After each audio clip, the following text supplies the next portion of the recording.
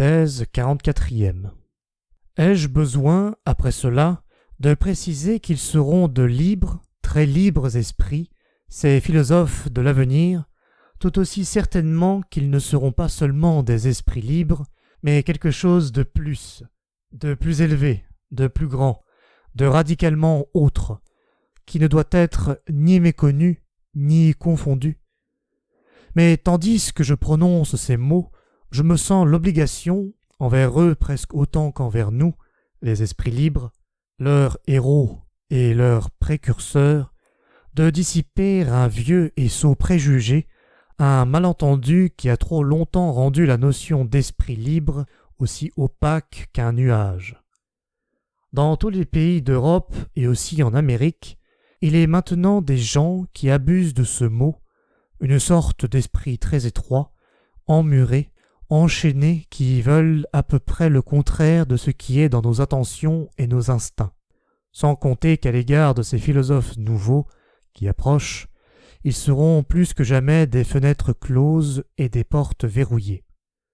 Brièvement et brutalement dit, ils appartiennent à l'espèce des niveleurs, ces esprits faussement qualifiés de libres.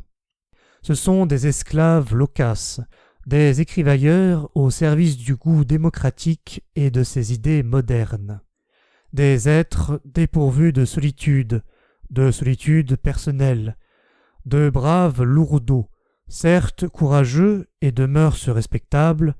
mais sans liberté et risiblement superficiels.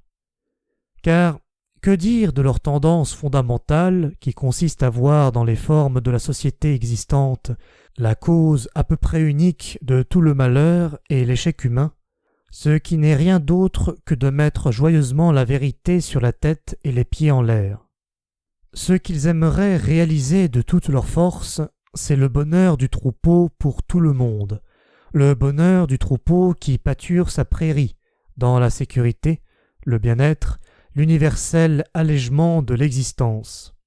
Leurs deux comptines et doctrines les plus ressassées sont l'égalité des droits et la pitié pour tous ceux qui souffrent. La souffrance elle-même, à leurs yeux, est une chose qu'il convient d'abolir.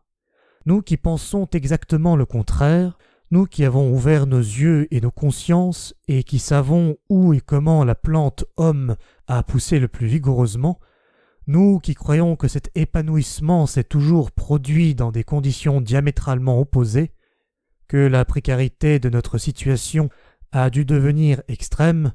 notre intervention et notre dissimulation, notre esprit, se développer dans le sens de la finesse et de l'audace, notre volonté de vivre s'intensifier jusqu'à devenir volonté de puissance absolue, nous croyons que la dureté, la violence, l'esclavage, le danger dans la rue et dans les cœurs, le secret, le stoïcisme, la tentation et les diableries de toutes sortes, que tout ce qui est mauvais, terrible, tyrannique en l'homme, ce qui tient en lui du fauve et du serpent, sert aussi bien l'élévation de l'espèce homme que son contraire. Ce n'est pas encore assez dire. De toute manière, ce que nous disons et taisons sur ce point nous situe à l'autre bout de toute l'idéologie moderne et de ses aspirations grégaires. Nous sommes peut-être ses antipodes. Quoi d'étonnant que nous, les esprits libres, nous ne soyons pas des plus communicatifs, que nous ne songions pas à trahir en toute occasion de quoi un esprit peut se libérer et vers quoi il se verra peut-être poussé ensuite.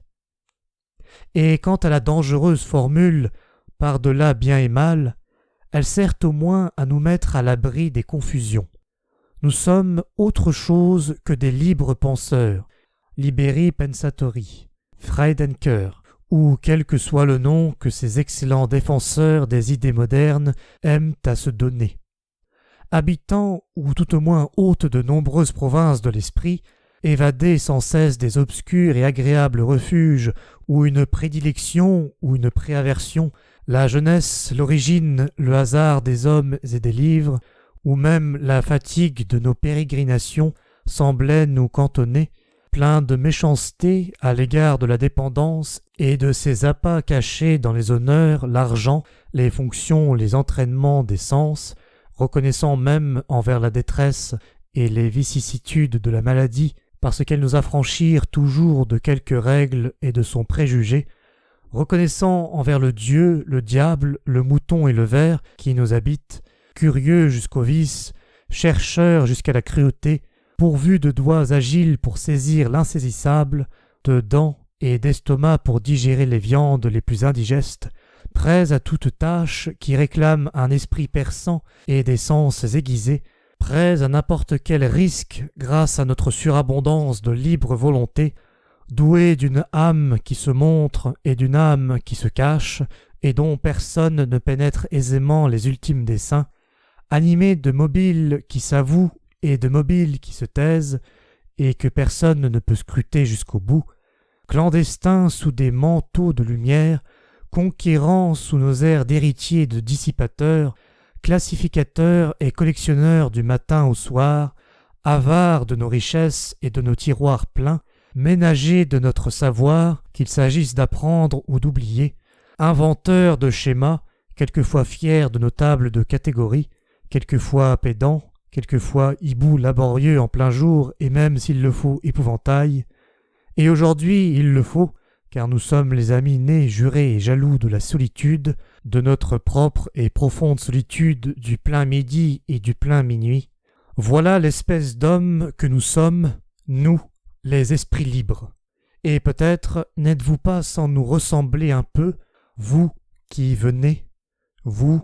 les nouveaux philosophes.